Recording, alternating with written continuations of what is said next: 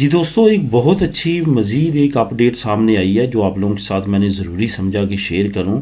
जैसे कि दुनिया के बहुत सारे ममालिक अब इस चीज़ पे काम कर रहे हैं कि हफ्ते में 5 दिन काम की जगह 4 दिन काम किया जाए, और इस पे बड़े पैमाने पे सबसे पहले जर्मनी ने अमल करना शुरू कर दिया है।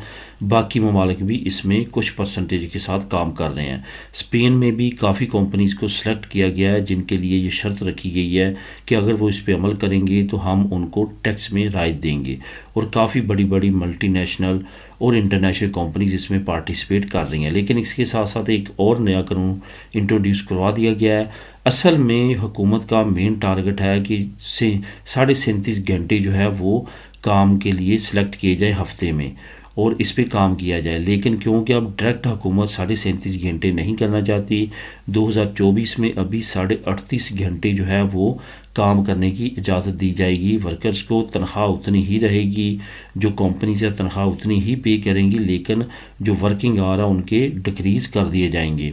इसी तरह से 2025 में फिर ये 37.5 घंटे कर दिया जाएगा, यानी कि 2.5 घंटे डिक्रीज़ कर दिए जाएंगे, और तनख्वाह और तमाम जो बाकी बेनिफिट्स हैं तमाम चीज़ें उतनी की उतनी ही रहेंगी।